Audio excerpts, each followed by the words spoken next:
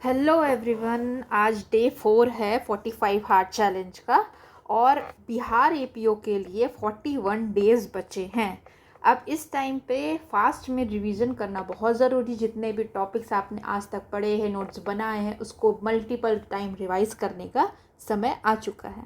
तो इसी चीज़ को ध्यान में रखते हुए आज हम बीएनएस के टॉपिक को कवर करेंगे, जो कि होगा chapter 3 that is general exception. ठीक है, इसका रेंज क्या है? आपको सारे चैप्टर्स के नंबर, उसका नाम और उसकी रेंज कहाँ से कहाँ तक सेक्शन जा रही है, इसके बारे में एकदम अच्छे से नॉलेज होनी चाहिए।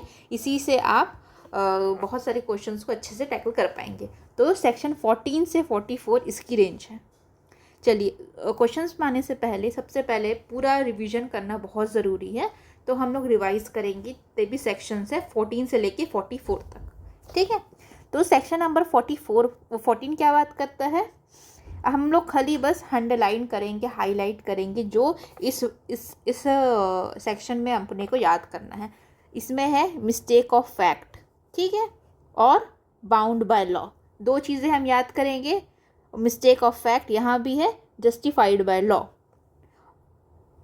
जो सेक्शन 14 है और सेक्शन 17 है उसको साथ में पढ़ा जाता है, सेक्शन 14 और सेक्शन 17।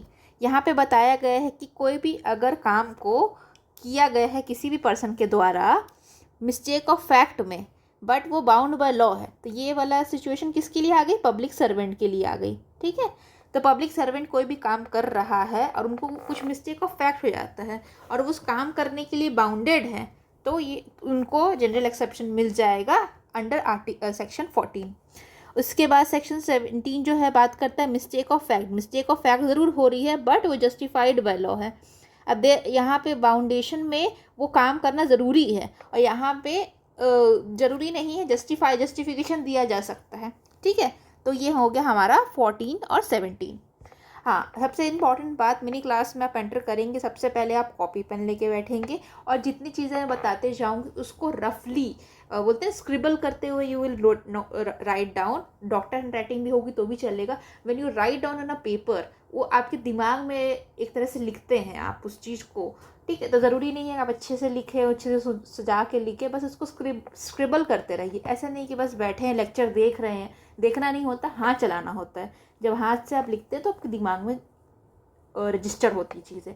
दूसरी बात, आप हमेशा 2x स्पीड में देखेंगे या फिर 1.5x में देखेंगे, क्योंकि समय जो टाइम है बहुत इंपॉर्टेंट। आप कोई भी लेक्चर देखिए, उसको अपने दिमाग को ऐसा ट्रेन करिए कि वो आप 2.5 में भी देखेंगे तो भी कंफर्टेबल हो। और जनरली मैं जो भी टीचर रहता है, मैं हूँ, कोई भी एजुकेटर है, तो वो बहुत स्लो बोलता है, तो इसलिए आप इस चीज़ को बहुत ध्यान रखेंगे। ठीक है, तो चलिए आगे बढ़ते हैं। फिर हमारा आता है आर्टिकल 6। एक्चुअली क्या है, कॉन्स्टिट्यूशन पढ़ाते पढ़ाते मुंह में आर्टिकल बैठ गया है। तो सेक्शन 15 और सेक्शन 16। सेक्शन 15 बात करता है एक्ट ऑफ जज के बारे में, ठीक है, और सेक्शन 16 बात करता है ऑर्डर ऑफ द कोर्ट या परसुएंस टू द जजमेंट। बस एक्ट ऑफ जज अगर पूछा जाएगा तो कौन सा बोलेंगे हम? क्या बोलते हैं, आर्टिकल सेक्शन 15। और अगर उस जजमेंट के फर्दरेंस में कोई व्यक्ति कोई काम कर रहा है, यहाँ पे हैंगमैन वाला जल्लाद जो होता है, जो मतलब किसी व्यक्ति को अगर डेथ सेंटेंस होती है तो उसका जो लीवर खींचता है जिससे व्यक्ति की मौत होती है, वो भी इसमें आएगा। ये बहुत इंपॉर्टेंट सा एग्जाम्पल है जो कि पूछा जाता है। ठीक, फिर आते हैं हम सेक्शन 18 में, ये एक्सीडेंट है। सेक्शन 19 में हमारा नेसेसिटी है। नेसेसिटी माने ज़रूरत, एक्सीडेंट माने गलती से हो गया। फिर यहाँ पे लॉफुल एक्ट होना चाहिए, लॉफुल मीन्स से, और लॉफुल एंड लॉफुल मैनर, तीन चीज़ें यहाँ पे रहेगी, तब कोई भी जो भी काम किया गया है वो एक्सीडेंट की कैटेगरी में फॉल करेगा। उसके बाद नेसेसिटी का सिचुएशन है, यहाँ पे हमारा केस लॉ याद करेंगे हम, कौन सा? R versus Stephen, Dudley and Stephen. Queen versus Dudley Stephen का केस को बिल्कुल अच्छे से याद रखेंगे। इसमें यही हुआ था जब बोट में लोग फंस जाते हैं तो एक दूसरे को मार के खा लेते हैं, वो वाला जो केस था वो यही है। तो नेसेसिटी ज़रूरी है अपनी बॉडी को प्रोटेक्ट करने की। इसका मतलब ये नहीं कि दूसरे की आप की जीवन को हानि पहुंचाएं, ये नहीं है। कोई ग्रेटर हार्म करने के लिए एक छोटा हार्म किया जा सकता है, ठीक है। फिर हमारा आता है नेक्स्ट, फिर आता है एक्ट ऑफ चाइल्ड। ये दोनों एक्ट ऑफ चाइल्ड में आएगा। ये 7 ईयर्स वाला है 20 में, और यहाँ पे 7 to 12 ईयर्स वाला है। ये इसमें एब्सोल्यूट इम्यूनिटी होती है, और ये वाले में डिपेंड करता है उसकी मैच्योरिटी और अंडरस्टैंडिंग के ऊपर, ठीक है। दोनों ये सेक्शन 22 और 23, सेक्शन 22 बात करता है इंसैनिटी के बारे में या अनसाउंडनेस ऑफ माइंड के बारे में, ठीक है, अनसाउंडनेस। और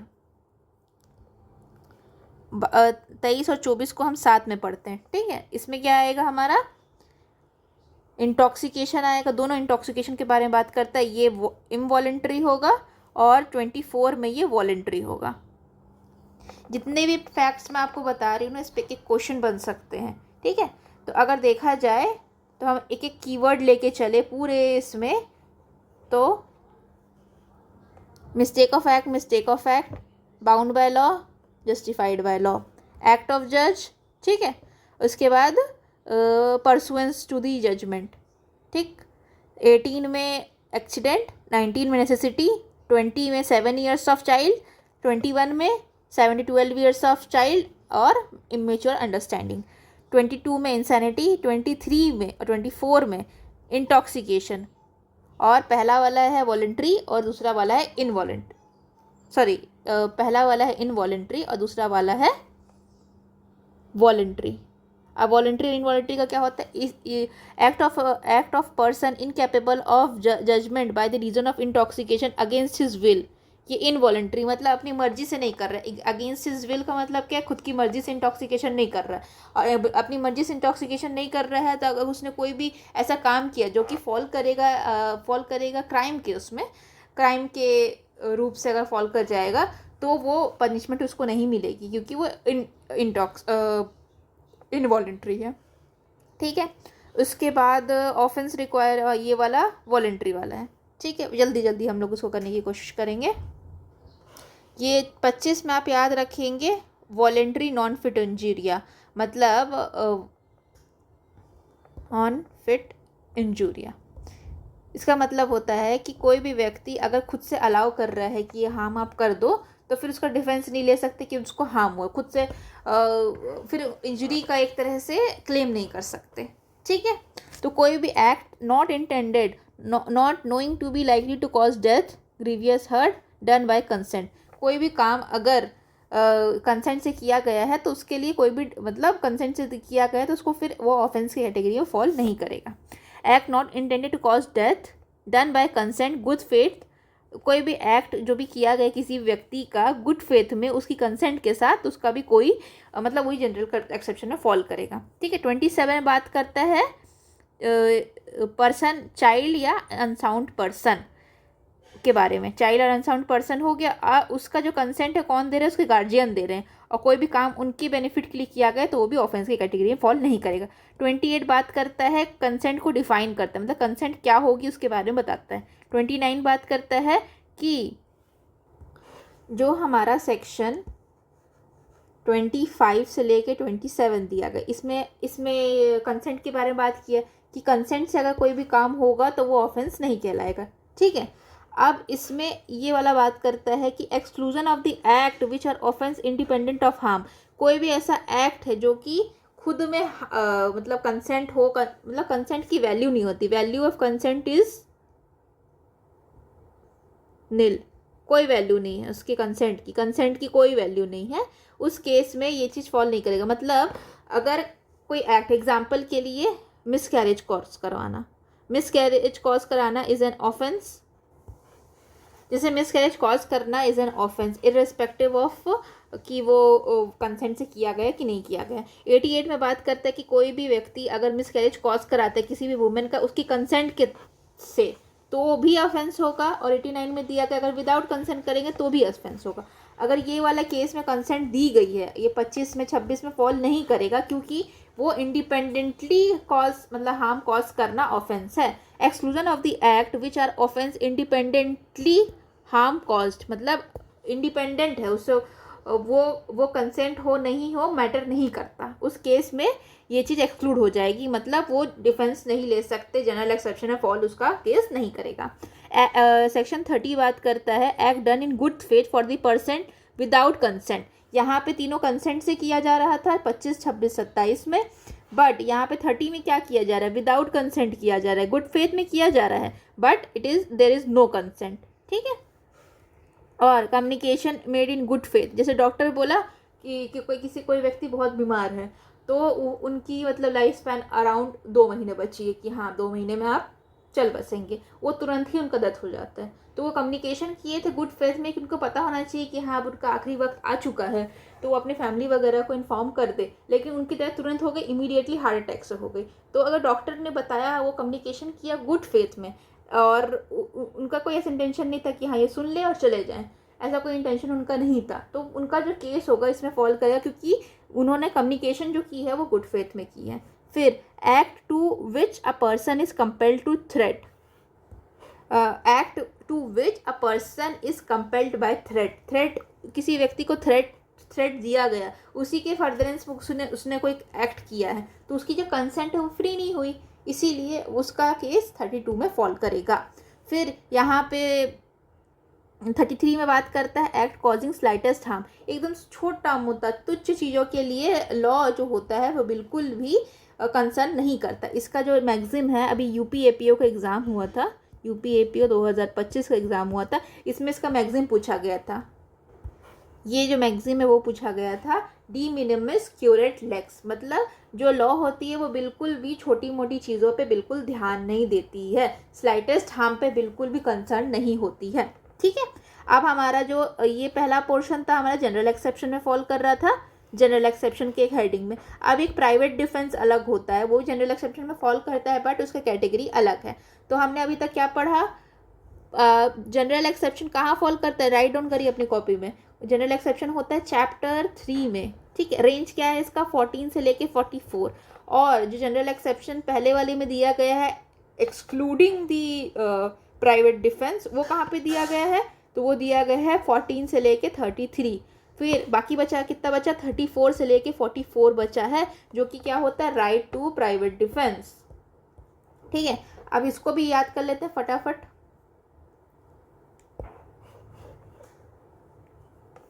जो 34 है वो बात करता है प्राइवेट डिफेंस के बारे में, ये डिक्लेरेटरी प्रोविजन है, ठीक है। अब ये बताता है 35 बताता है कि right to private defence available किसके मतलब क्या चीज़ के में प्राइवेट डिफेंस हो सकता है, तो एक बॉडी के लिए प्राइवेट डिफेंस है, एक प्रॉपर्टी के लिए प्राइवेट डिफेंस है, ठीक है।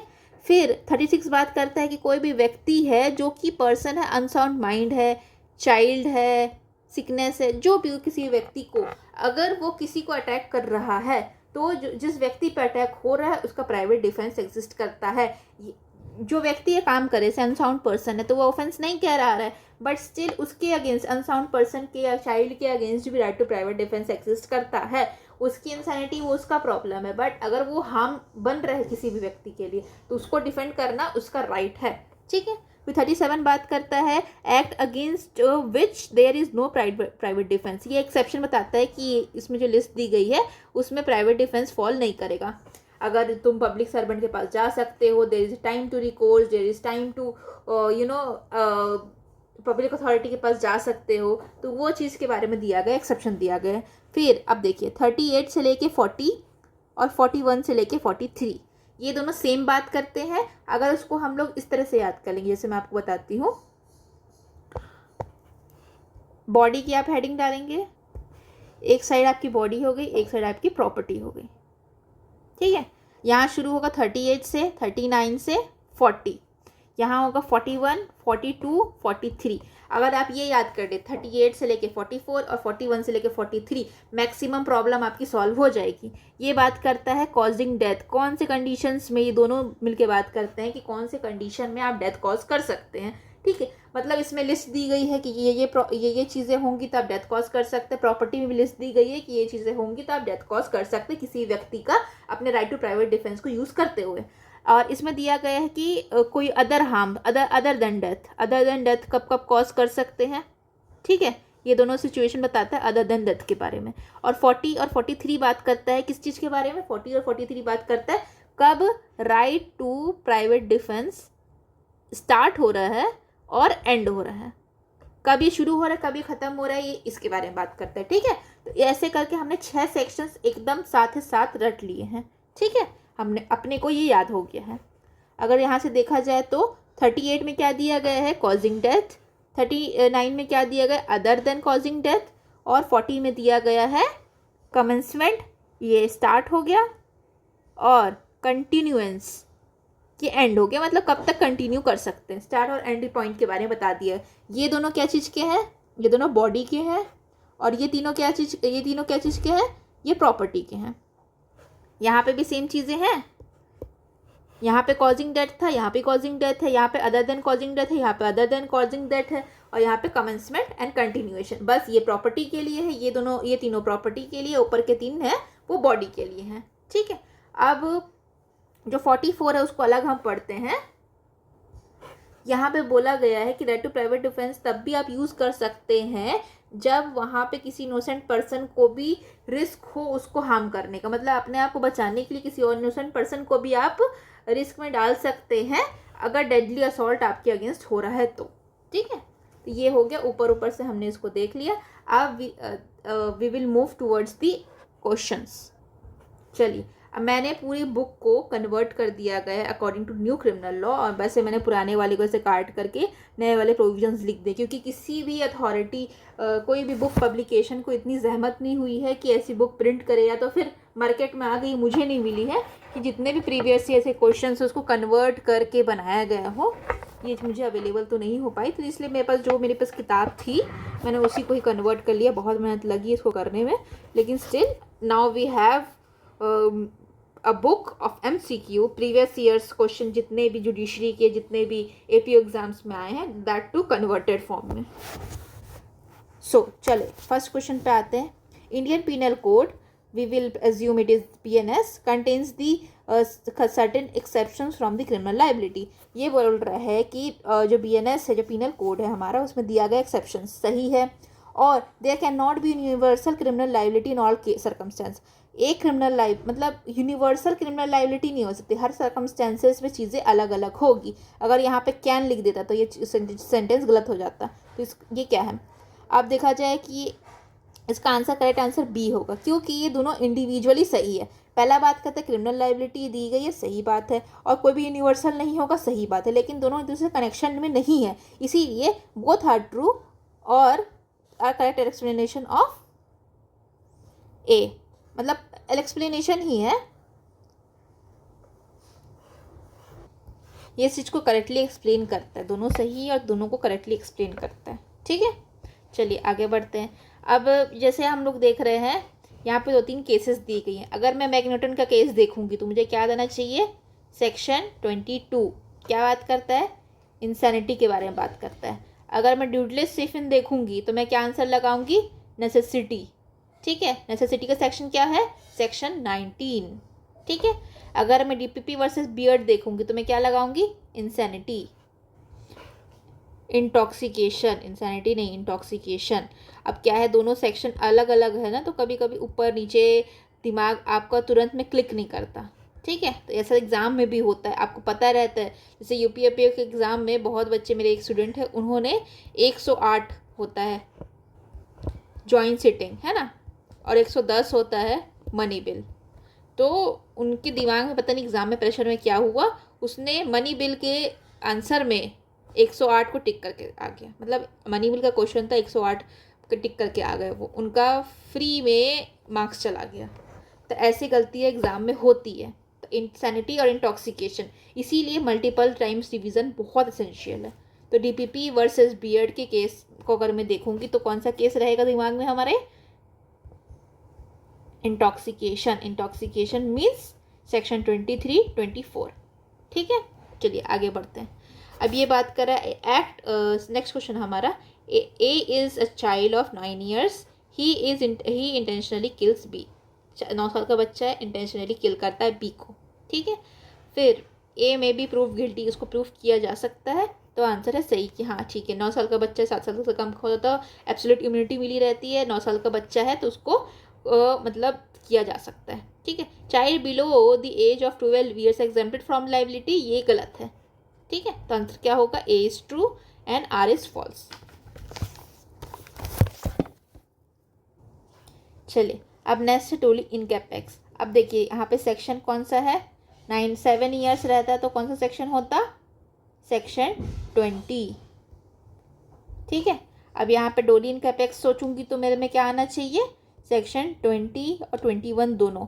सेक्शन 20 में एब्सोल्यूट इम्यूनिटी है अंडर 7 years, और सेक्शन 21 में दिया गया है 7 to 12 years, उसके बीच का बच्चा रहेगा तो उसकी इंसैनिटी मतलब उसका मेंटल कैपेसिटी को देखा जाएगा, ठीक है।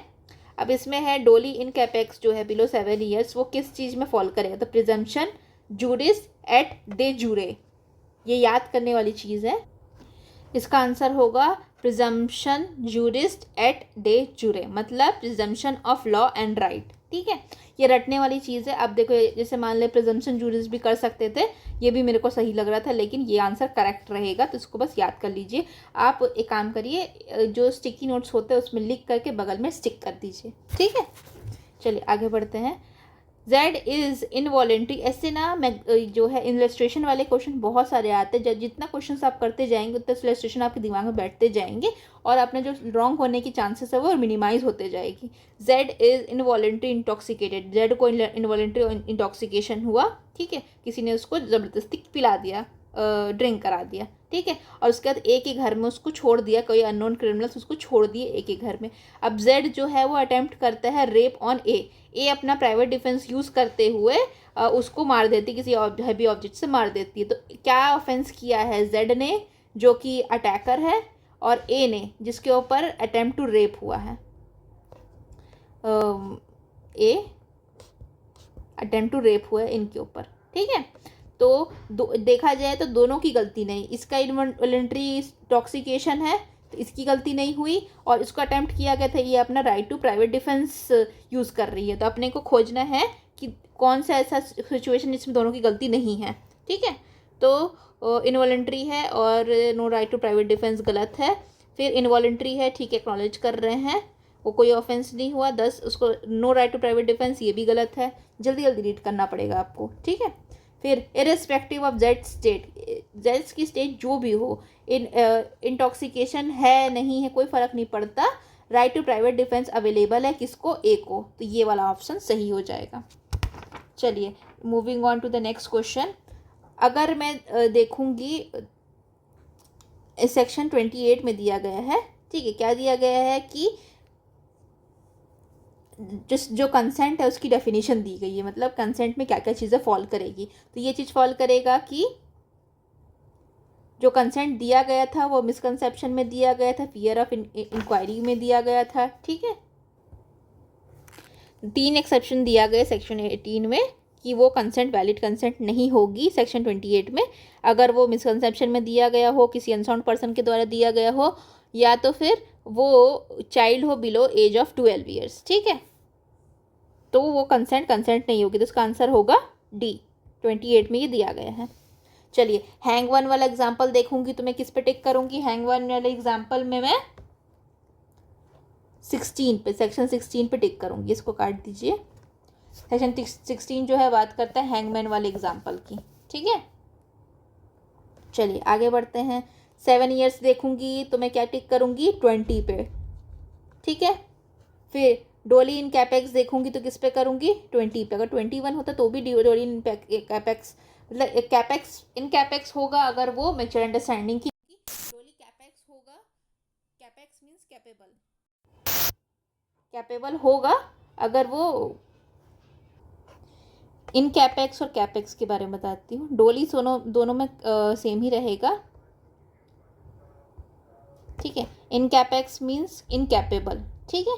तो ये सेक्शन 20 हुआ। और कैपेक्स बोलेंगे, डोली कैपेक्स, तो वो सेक्शन 21 में फॉल करेगा कि वो कैपेबल है। चलिए नेक्स्ट क्वेश्चन में आते हैं। अभी सेक्शन 20 बोल रहे हैं, सेक्शन 20 के हिसाब से एज क्या है 7 ईयर्स। फिर दोनों 83 और 82 मतलब 20 और 21 में कौन सा प्रिंसिपल दिया गया है, तो ए डोली इन कैपेक्स दिया गया है। ठीक है, अब कौन सा ऐसा वो वर्ड, ये भी शायद यूपीएपीओ में आया था, इस बार कोई एग्जाम हुआ है उसमें ये वाला वर्ड आया था कि गुड फेथ किस में यूज़ नहीं किया गया है। ठीक है, तो 30 में किया गया है गुड फेथ वर्ड का यूज़। ठीक है, 27 में भी किया गया है गुड फेथ का यूज़ और 28 में किया गया है। तो इसका आंसर होगा 31 में भी किया गया है गुड फेथ का यूज़। चलिए बेरेट खोल के देख ही लेते हैं। देखिए यहाँ पे गुड फेथ इसमें दिया है, सेक्शन 26 में दिया है गुड फेथ, 27 में दिया है गुड फेथ, 28 में दिया है गुड फेथ नहीं दिया है, 29 में दिया है गुड फेथ नहीं दिया है। ठीक है, तो 30 में दिया है कि गुड फेथ दिया है, 31 में दिया है। तो अगर हम लिस्ट बनाएंगे किस में गुड फेथ दिया है तो ये हो जाएगा 26, 27, 30 और 31 इसमें गुड फेथ दिया गया है। तो अगर गुड फेथ का क्वेश्चन बना है तो ये इसमें से भी कोई भी आ सकता है। तो 26, 27, 20, 30 और 31 में गुड फेथ वर्ड का यूज़ किया गया है। ठीक है, चलिए फिर कंसेंट ऑफ चाइल्ड की कंसेंट देखी जाएगी। अगर सेक्शन 28 को मैं देखती हूँ तो चाइल्ड की कंसेंट कितनी होगी 12 ईयर्स। 3 कंडीशंस क्या क्या थे यहाँ पे हमने पढ़ा था। पहला है 28 में क्या क्या कंडीशंस है, फियर ऑफ इंजुरी मिसकंसेप्शन होगा तो वो वैलिड कंसेंट नहीं होगा, अनसाउंड पर्सन होगा तो वैलिड कंसेंट नहीं होगा, और चाइल्ड बिलो 12 ईयर्स होगा तो कंसेंट नहीं होगा, उसका मतलब वैलिड कंसेंट नहीं होगा। चलिए आगे बढ़ते हैं। फिर सेक्शन 40 है। 40 को देखने से पहले हम लोग अपना याद करते हैं जो हमने याद किया था, बॉडी प्रॉपर्टी। जितनी बार मैं आपके सामने लिख रही हूँ उतनी बार आप अपनी कॉपी में लिखेंगे। ठीक है, जितनी बार लिखेंगे उतनी ज़्यादा बार याद होगा प्रॉपर्टी। तो यहाँ से मैं कहाँ से शुरू करूँगी 38 से 39, 40। ठीक है, फिर यहाँ पे 41, 42, 43, यहाँ 38 पकड़ लीजिए, यहाँ 41 पकड़ लीजिए, दोनों इक्वल है। पहले डेथ आएगा, फिर अदर देन डेथ होगा, और यहाँ पे एंड होगा, एंड या स्टार्ट होगा। ठीक है, ये थोड़ा सा ऊपर नीचे हो गया, ये दोनों साथ में है और ये। ठीक है, 39 और 42 साथ में है, 40 और 43 साथ में है। चलिए अब इस क्वेश्चन का अटेंड करते हैं। 40 में क्या दिया गया है, तो अगर हम लोग 40 में देखें तो बॉडी का लास्ट वाला है। बॉडी मतलब कब right to private defence start होगा और एंड होगा। तो देखिए communication and commencement and continuation of the right to private defence of body, तो आंसर क्या होगा सी। चलिए आगे बढ़ते हैं।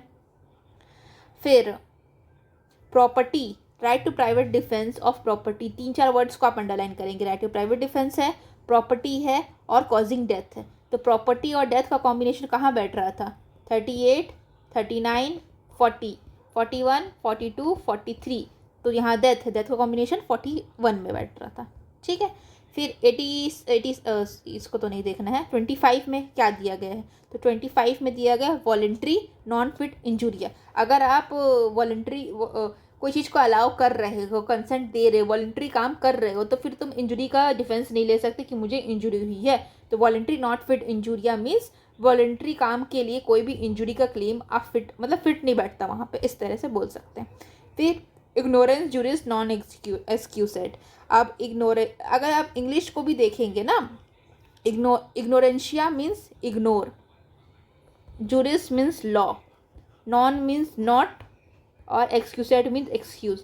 Ignorance of law is not an excuse. ठीक है, तो ignorance of law is not an excuse. अब इग्नोरेंस ऑफ लॉ के बारे में हमने कहाँ पढ़ा था, लॉ, हाँ यहाँ पे मिस्टेक ऑफ फैक्ट किया गया है, यहाँ पे मिस्टेक ऑफ फैक्ट किया गया है, मिस्टेक ऑफ लॉ नहीं है, ये मिस्टेक ऑफ फैक्ट है दोनों केसेस में। तो यही बोल रहा है कि जो फैक्ट रहता है, फैक्ट अगर मिस्टेक हो जाए, मिस्टेक ऑफ फैक्ट हो जाए तो उसके लिए लॉ माफ़ कर देती है, मतलब उसके लिए अलाउ रहता है, तुमको डिफेंस अलाउड रहती है। लेकिन तुम बोलोगे कि कोई भी बोलते हैं ना कि मुझे इस फैक्ट के बारे में नहीं पता था, तो वो समझ सकते हैं कि हाँ चलो फैक्ट्स में मिस्टेक हो जाती है। लेकिन कोई व्यक्ति बोले कि मुझे लॉ के बारे में नहीं पता था, वो बिल्कुल एक्सक्यूज़ नहीं होता ना। तो mistake of fact is not mistake of law, law is not excuse किया ही नहीं जा सकता। तो ये हमारा सेक्शन 14 और 17 दोनों होगा। देखते हैं यहाँ पे क्या दिया गया, 14 और 17 दोनों हैं, तो कौन से वाले में इनकॉर्पोरेट किया गया, सोचिए। सबसे पहले जो आ रहा है वो, क्योंकि ये पब्लिक सर्वेंट है, यहाँ पे बाय लॉ है, तो मतलब मिस्टेक ऑफ फैक्ट किया जा रहा है और मिस्टेक ऑफ लॉ नहीं किया जा रहा है, इस चीज़ के बारे में 14 में दिया गया है। ठीक है, बाकी या कॉन्सेप्टली देखा जाए तो 17 में भी फॉल करेगा, लेकिन ये चीज़ सही है कि ignorance of fact is not an excuse, अगर वो पब्लिक सर्वेंट कर रहा है या फिर कोई भी व्यक्ति जो कि बाउंड बाय लॉ है। एग्जाम्पल इसका बहुत अच्छा एग्जाम्पल है कि किसी व्यक्ति को अरेस्ट करने जाता है कोई व्यक्ति, ठीक है, इसको मैं एक बार दिखा देती हूँ आपको।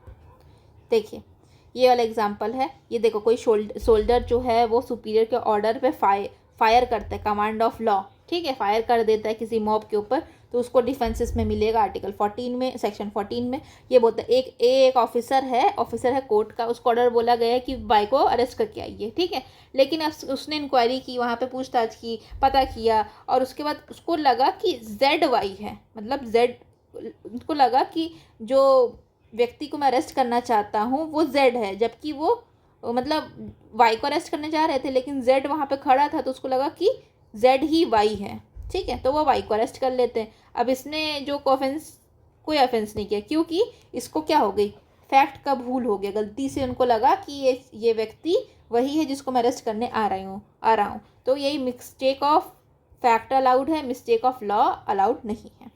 चलिए आप सेक्शन 14 और 17 दोनों किसके बारे में बात करता है, तो दोनों बात करता है मिस्टेक ऑफ फैक्ट के बारे में, लॉ के बारे में दोनों बात नहीं कर रहे हैं, ठीक है। चलिए आगे बढ़ते हैं ना। जज लिखा है और एक्टिंग जुडिशरी, एक्ट ऑफ जज के बारे में, एक्ट ऑफ जज के बारे में मैंने बताया था। देखिए एक्टिंग जुडिशरी, तो सेक्शन क्या होगा, सेक्शन 15 होगा आंसर, तो सेक्शन 15 यहाँ पे हमारा आंसर हो जाएगा। Executor who executed death penalty, ये हैंगमैन के बारे में बोल रहा है, हैंगमैन का शब्द थोड़ा चेंज कर दिया गया है, लेकिन डेथ पेनल्टी को तो एग्जीक्यूट कर रहे हैं ना, तो हैंगमैन हो गया हमारा। हैंगमैन के बारे में आपने देखा था, तो हैंगमैन कहाँ पे है, हैंगमैन को मैंने बताया था कि जस्टिफाइड बाय लॉ, नहीं, furtherance of pursuance of the judgement, मतलब जो जजमेंट के ऑर्डर के हिसाब से काम करता है, तो आर्टिकल सेक्शन इसका 16 हो जाएगा, सही आंसर।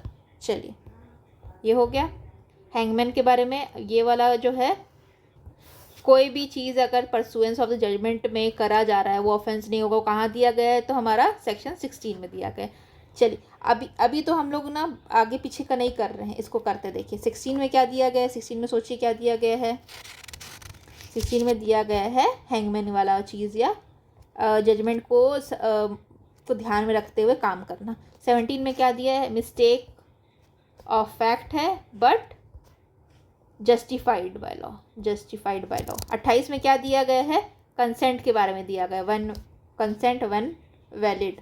29 में क्या दिया गया है, इंडिपेंडेंट हार्म के बारे में दिया गया है, इंडिपेंडेंट हार्म।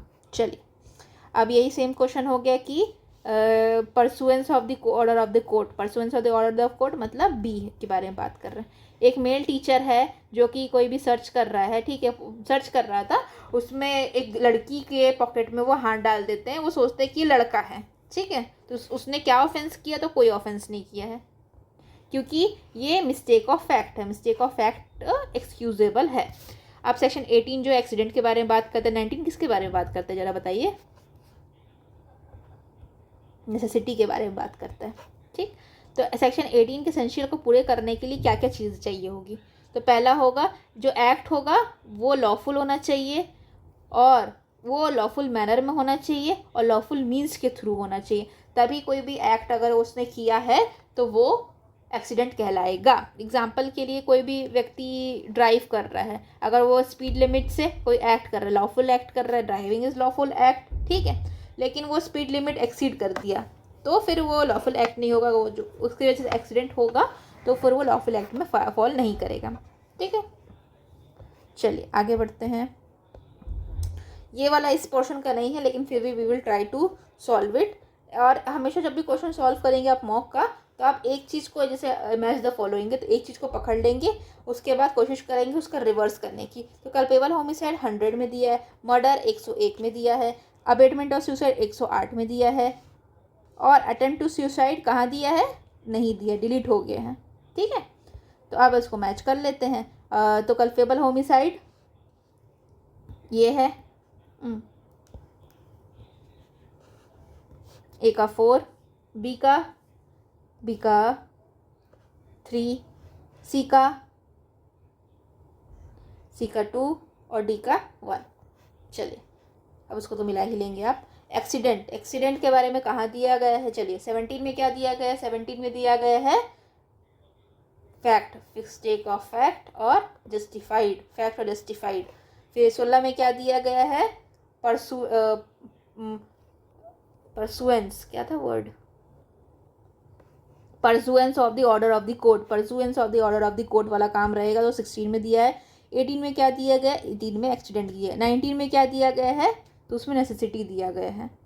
ठीक है, फिर ए जो है वो काम कर रहा है हैचेट से। हैचेट मीन्स जो आरी जैसा रहता है, जिसके ऊपर में हैवी सा वो काटने के लिए रहता है, एक्स में जो रहता है उसका एंड वाला पोर्शन हैचेट है। तो हैचेट जो है वो उड़ करके, मतलब अपना काम कर रहा था, हैचेट उड़ करके चला जाता है, बगल वाले लड़के को मार देता है। और उसने जो है there was no want of proper caution, मतलब वहाँ पे प्रॉपर कॉशन था, अपने प्रॉपर तरीके से उसने काम किया है, एकदम लॉफुल काम किया है, तो उसको एक्सक्यूज़ किया जा सकता है और वो ऑफेंस नहीं होगा। ये कहाँ पे दिया गया? तो ये दिया गया है, सबसे पहले देखते दिया गया वो तो आप खुद ही बता देंगे, मैं आपको बताती हूँ उसमें सेक्शंस में क्या क्या दिया है। 18 में क्या दिया गया है? एक्सीडेंट। 22 में क्या दिया गया है? 22 में दिया गया है इंसैनिटी। 19 में क्या दिया गया है? नेसेसिटी। 23 में क्या दिया गया है? इंटॉक्सिकेशन। अब ये चीज़ किस में फॉल कर रहा है? तो ये चीज़ एक्सीडेंट में फॉल कर रहा है। उसने जितनी नेसेसिटी प्रॉपर कॉशन लेने थे वो लिया था, एकदम उसका जो एंड पोर्शन था वो एकदम फिक्स था, तब भी वो उड़ के चला गया, तब उसके केस में उसकी गलती नहीं है ना। चलिए फिर ये जो प्रिंसिपल है, प्रिंसिपल ऑफ जस्ट नेसेसिटेटिस। ठीक है, अब नेसेसिटी वर्ड दिख रहा है आपसे, अपने को नेसेसिटी अपने को पता है, नेसेसिटी तो नेसेसिटी हो गया हमारा। नेसेसिटी कहाँ में दिया गया है? तो 18 में क्या दिया गया है? एक्सीडेंट। 19 में क्या दिया है? नेसेसिटी। 25 में क्या दिया गया है? तो एक्ट डन विथ कंसेंट, कोई भी काम किया जा रहा है बेनिफिट में, गुड फेथ में। 28 में क्या दिया गया है? हमारा कंसेंट के बारे में, कंसेंट वैलिड है कि नहीं है। 20 जो है वो क्या है? जो प्रिजम्पशन हम लगा रहे हैं 20 में कि कोई भी बच्चा जो है 7 साल से कम का, वो कोई ऑफेंस नहीं कर सकता, ये चीज़ क्या है? This is presumption of law presume कर रहा है, this is not a fact, it is the presumption of law presume करता है कि वो कुछ गलत नहीं कर सकता। ठीक है, फिर act of child constituting the general exception, act of child के बारे में कहाँ में दिया गया है? तो 20 और 21 राइट आंसर होगा। 19 और 20 में क्या दिया? 19 में क्या दिया गया? नेसेसिटी दिया गया है। 20 में क्या दिया गया है? 20 में दिया गया है 7 ईयर्स का बच्चा, 20 में 7 ईयर्स का बच्चा। 21 में 7 से 12 साल का बच्चा, 7 से 12 साल का बच्चा। 22 में क्या दिया गया? Intoxication, sorry insanity. और 23 में क्या दिया गया है? 23 में दिया गया है इनवॉलेंट्री, पहले इनवॉलेंट्री फिर वॉलेंट्री। 24 में इनवॉलेंट्री, 24 में वॉलेंट्री और 23 में इनवॉलेंट्री। चलिए आगे बढ़ते हैं। सेक्शन 20 में क्या दिया गया है? 7 ईयर्स का बच्चा। इन्फेंसी का एक्सेप्शन कहाँ दिया गया है? सेक्शन 20 में। 18 में क्या दिया गया? एक्सीडेंट। 19 में क्या दिया? नेसेसिटी। 22 में क्या दिया गया है? इंसैनिटी। अगर आपको अभी भी सेक्शंस याद नहीं हुए हैं तो बैठिए, याद करिए, और आपको हर क्वेश्चन सॉल्व करने से सारे जो ऑप्शंस है ना उसको बैठ कर करिए। अगर आप ऐसा कर लेंगे ना, अगर 100-150 क्वेश्चन भी कर रहे हैं दिन का, तो बहुत सारे मल्टीपल क्वेश्चन आप सॉल्व कर लेंगे। आपको एग्ज़ाम में, अभी एग्ज़ाम की वांट जब से 3 इयर्स का एक्सपीरियंस का ऐड हुआ है, अभी ऐसे बहुत सारे बच्चे हैं जो कि बैठे हैं कि कोई एग्ज़ाम हो और हमको नौकरी लग जाए। ठीक है, तो उनकी प्रैक्टिस बहुत लंबे समय तक है, उनकी एक्यूरेसी है वो एकदम ज़बरदस्त होगी। ठीक है, तो उससे इसीलिए जो यूपीएपीओ का एग्ज़ाम हुआ था उसमें क्या कट ऑफ गई थी जनरल की? 120 से 130, मतलब आपको 150 में 120 सही करने, मतलब 120 सही नहीं करने, 120 आप कैसे बताऊँ, गलती करने के बावजूद 1/3 नेगेटिव थी ना, तो अगर 3 गलत हुआ तो आपके एक क्वेश्चन चले गए, तब भी बच्चों ने 120 से लेके 130 लाया है। इसका मतलब समझ रहे हैं कि अच्छा खासा उनका मतलब प्रैक्टिस हो चुका है कि अब वो नेगेटिव से बच रहे हैं, तो वैसे आपको भी प्रैक्टिस करनी पड़ेगी। इसीलिए मैं बार बार रिवाइज कर रही हूँ और कोई इसका मोटिव नहीं है। आर्टिकल 9 सेक्शन 19 क्या बात करता है? नेसेसिटी के बारे में। 20 बात करता है 7 ईयर्स। 21 बात करता है 7 to 14 ईयर्स, 7 to 12 ईयर्स, ठीक है। और 22 बात करता है इंसैनिटी के बारे में। चलिए आगे आते हैं। The person of unsound mind, unsound वाला कहाँ है हमारा? इसमें बच्चा हो गया, इसमें अनसाउंड हो गया, इसमें फिर बच्चा हो गया। बच्चा कौन सा? 7 से 14 साल का बच्चा। और 23 में इंटॉक्सिकेशन। चलिए आंसर क्या होगा इसका? 22। अनसाउंड आएगा 22 में दिया गया। अच्छा, जो अनसाउंडनेस हम बात कर रहे हैं, अनसाउंडनेस, ये मेंस का क्वेश्चन बनता है। अनसाउंडनेस के बारे में बात कर रहे हैं। अब ये अनसाउंडनेस की वजह से, ये अनसाउंडनेस क्या हुई? मेडिकल इंसैनिटी हुई। मेडिकल इंसैनिटी की वजह से लीगल इंसैनिटी उत्पन्न हो रही है। ये थोड़ा बड़ा कॉन्सेप्ट है, लेकिन आप ये समझिए कि मेडिकल इंसैनिटी है इसीलिए उसको डिफेंस मिल रहा है, ऐसा नहीं है। मेडिकल इंसैनिटी की वजह से लीगल इंसैनिटी आ रही है का मतलब है कि मेडिकली वो इतना ज़्यादा परेशान था कि वो समझ नहीं पा रहा था ग्रेवनेस को, किसी भी एक्ट की ग्रेवनेस के नेचर को समझ नहीं पा रहा था। इतना उसकी इनकेपेबिलिटी आ गई। और इसी चीज़ को बोला जाता है, कोई व्यक्ति अगर कुछ समझता नहीं इसकी क्या कॉन्सिक्वेंसेस होंगे, इसका क्या परिणाम निकल के आएगा, तुमको पनिशमेंट होगी, तुमको जेल भेज दिया जाएगा, ये सब चीज़ें अगर वो समझ नहीं पाता तो इसी चीज़ को बोलते हैं कि वो लीगली इंसेन है। लीगल नॉलेज नहीं हो उसके पास, लीगली समझने के लिए सक्षम नहीं है। तो जो हम लोग डिफेंस लेते हैं वो हमेशा लीगल इंसैनिटी का होता है, ठीक है। मेडिकल इंसैनिटी भी कोई वैल्यू नहीं है और ना ही साइकोलॉजिकल इंसैनिटी की वैल्यू है, खाली लीगल इंसैनिटी की वैल्यू है। एक नेक्स्ट क्वेश्चन। एक सर्जन है जो किसी व्यक्ति को ऑपरेट करता है, मतलब उस एक सर्जन है, वो जानता है कि कोई पर्टिकुलर ऑपरेशन जो है वो डेथ कॉज कर सकता है जेड की, जो कि बहुत ज़्यादा पेन से सफ़र कर रहा है। और जो ए व्यक्ति है, जो सर्जन है, वो चाहता नहीं है कि उसकी डेथ कॉज करे, वो गुड फेथ में काम कर रहा है। तो ये चीज़ किस में फॉल करेगी? और बेनिफिट के लिए कर रहा है, operating with Jades consent, Z के कंसेंट के साथ कर रहा है। तो ये चीज़ किस में फॉल करेगी बताइए? ए में फॉल करेगी, 26 में। अब 25 और 26 में ये डिफरेंस है कि जो ये एक्ट है वो लाइकली टू कॉज डेथ है, ठीक है। कोई भी एक्ट हम कर रहे हैं उसके कंसेंट के साथ, वो लाइकली टू कॉज डेथ है, मतलब चांसेस है कि उसकी डेथ हो जाएगी, तो वो 25 में फॉल करेगा। और जो डेथ कॉज हो सकती है और वो भी कंसेंट से कर रहे हैं, गुड फेथ में कर रहे हैं, तो 26 में फॉल करेगा। 3-4 चीज़ें देखनी देखी इसमें। हमने कंसेंट देखा, गुड फेथ देखा, कंसेंट देखा, ठीक है, और not intending to cause death, इसीलिए ये इसमें not intending to cause death, ठीक है, डन विद कंसेंट और पर्सनल बेनिफिट, इसीलिए 26 में फॉल कर रहे हैं।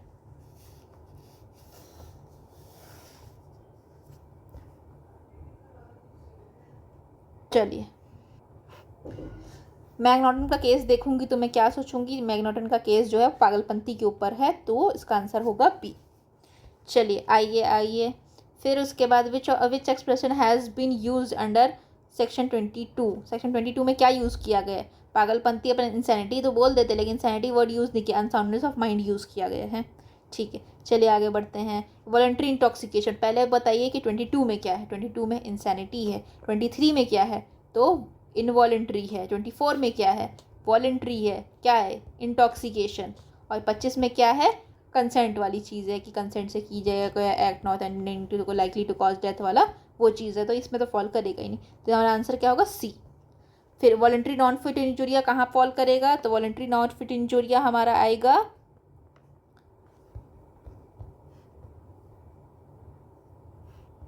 25, सेक्शन 25 में दिया गया है, ठीक। फिर वॉलंटरी इंटॉक्सिकेशन के बारे में कहाँ दिया गया है? तो ये है इंसैनिटी, ये है इनवॉलेंट्री और ये है वॉलंटरी। चलिए, voluntary non fit injuria same है। फिर A for sake of B, A B के सेक के लिए, उसका मतलब ए फादर है, this is father, this is son, और सन कैसा, insane son, mentally not fit. तो फादर जो है वो कंसेंट देते हैं बेटे के लिए कि उसकी ओपन हार्ट सर्जरी कर दीजिए, और उसको पता है कि ये ओपन हार्ट सर्जरी बी की लाइफ में रिस्क हो सकता है, लेकिन ये एक्ट स्टिल हम कर रहे हैं। तो ये किस चीज़ में फॉल करेगा, तो हम लोग को पता है कि अगर गार्डियन कोई काम कर रहा है विथ कंसेंट कर रहा है गार्डियन वाला, तो ये सेक्शन 27 है। इसका आंसर क्या होगा हमारा, D27। चलिए आगे बढ़ते हैं। 28 में क्या कंडीशंस दी गई है, चलिए बिना देखे बताइए 28 में क्या दी गई है। 28 में दी गई है फर्स्ट है 12 ईयर्स ऑफ एज, नहीं स्टार्टिंग से चलते हैं। सबसे पहला दिया गया है फियर ऑफ इंक्वायरी, ठीक, इंक्वायरी, और क्या है, fear of inquiry plus misconception of fact miss fact, ठीक है। फिर पहला ये, दूसरा क्या है, इंसेन वर्ड यूज़ कर रही हूँ लेकिन लिखा क्या है, अनसाउंडनेस, इंसेन वर्ड यूज़ नहीं करते हैं लॉ में। फिर थर्ड है हमारा चाइल्ड कितना छोटा child, under 12 years of age. तो ये सब चीज़ें रहेंगी, तो किस में फॉल करेंगे, फियर ऑफ इंक्वायरी और मिसकंसेप्शन ऑफ फैक्ट। इंसेन हो कोई भी व्यक्ति या चाइल्ड हो अंडर 12 ईयर्स ऑफ एज, अगर वो कंसेंट देते हैं तो वो वैलिड कंसेंट नहीं कहलाती है। ये कहाँ दिया गया है, 28 में दिया गया, तो इसका आंसर क्या होगा, 12 ईयर्स एज सही है, फियर ऑफ इंजुरी सही है, अनसाउंडनेस ऑफ माइंड सही है, तो और मिसकंसेप्शन ऑफ फैक्ट भी सही है। देखिए क्वेश्चन में दिया है ना कि कौन सा फ्री कंसेंट होगा, ये सारे जो कंसेंट होंगे वो फ्री नहीं होंगे, ये वाले कंसेंट भी फ्री नहीं, ये भी कंसेंट फ्री नहीं है, और ये अंडर, अगर यहाँ पे अंडर लिखा है तो भी फ्री नहीं होता। यहाँ पे अबव लिखा है, कोई भी बच्चा 12 साल से अबव है अगर वो कंसेंट दे रहा है तो उसका जो कंसेंट होगा फ्री कंसेंट कहलाएगा। चलिए आगे आइए। फिर one consent is said not to be a free consent नहीं है, ये सब बात करने वाला कौन है, 28 है। फिर 30 में क्या दिया गया है, 30 में दिया गया है विदाउट कंसेंट किया गया काम, गुड फेथ में, विदाउट कंसेंट गुड फेथ। 27 में क्या दिया गया, 27 में दिया गया है गार्डियन वाली बात, गार्डियन कुछ कर रहा है, ठीक है। ए है जिसके घर में आग लग गई है, जेड है एक चाइल्ड है, उसको ब्लैंकेट से फेंक देते हैं नीचे ताकि बच्चा जलने से बच जाए, लेकिन बच्चा को मतलब अगर बच्चा मर जाता है तो उसकी गलती होगी, तो आंसर है कि गलती नहीं होगी, क्योंकि ये क्या था, ये कहाँ फॉल करेगा, नेसेसिटी में फॉल करेगा। नेसेसिटी कहाँ दिया गया है, सेक्शन 19 में दिया गया है। चल फिर डी मिनिमिस नॉन क्यूरेट लेक्स, तो सेक्शन 33 में दिया गया है, slightest harm, act causing slightest harm. 27 में क्या दिया गया है, गार्डियन नो विथ कंसेंट। फिर 32 में क्या दिया गया, 32 में बताइए क्या दिया गया है, 32 में दिया गया है अबाउट थ्रेट के बारे में, कि कोई भी व्यक्ति अगर कंपल्शन में काम कर रहा है तो वो उसका मतलब वो उसको डिफेंस मिल सकता है। जैसे चाला ताबी वाला एक केस रहता है कि कोई भी ब्लैक स्मिथ है, उसको मतलब रॉबर्स ले जाते हैं और उसके बाद उसको थ्रेट से काम करवाते हैं, तो वो उसकी कंसेंट फ्री कंसेंट नहीं होगी, ठीक है। फिर 31 में क्या दिया गया है, कम्युनिकेशन इन गुड फेथ। चलिए राइट टू प्राइवेट डिफेंस आ गया हमारा। तो राइट टू प्राइवेट डिफेंस के बारे में बताता है कि राइट टू प्राइवेट डिफेंस है कहाँ बोलता है, ए में बोलता है, 34 में बोलता है कि प्राइवेट डिफेंस है, 33 में क्या बोलता है, स्लाइटेस्ट हार्म, 37 में क्या बोलता है।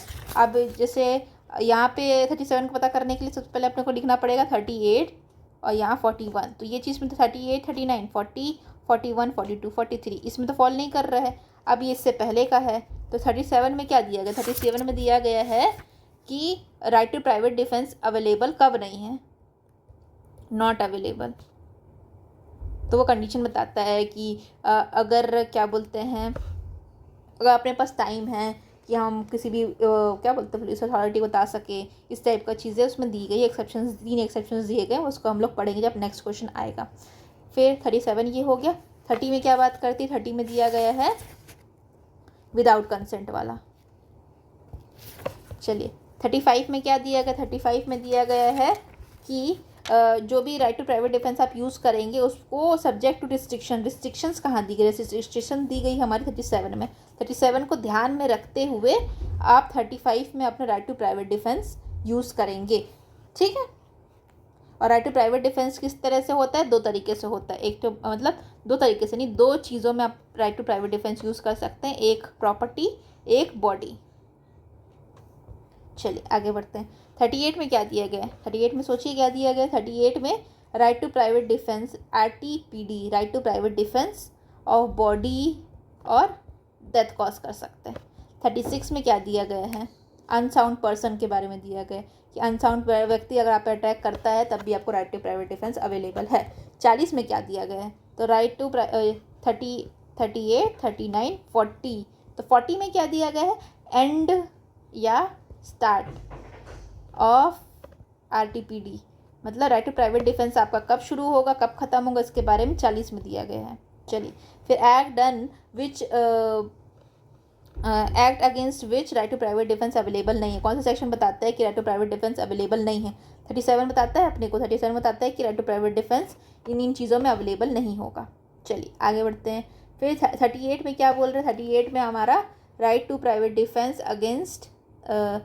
Against body in case of death cause करने के लिए। अब यहाँ पे लंबी चौड़ी लिस्ट दी गई है, उस लिस्ट में से अपने को कीवर्ड्स याद करने हैं, ठीक है।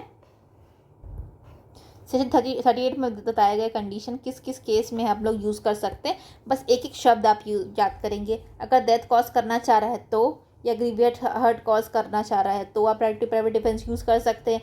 रेप कमिट करना चाह रहा है तो, या फिर कोई भी अननेचुरल लस्ट करना चाह रहा है तो, या तो फिर किडनैपिंग या अबडक्शन करना चाह रहा है, या तो फिर ये वाला है रॉन्गफुल कन्फाइनमेंट करना चाह रहा है, ठीक है। और वहाँ पे तुम्हारे पास टाइम भी नहीं है किसी पब्लिक अथॉरिटी के पास पहुँचने का, और या तो एसिड यूज़ करना चाह रहा है, ठीक है।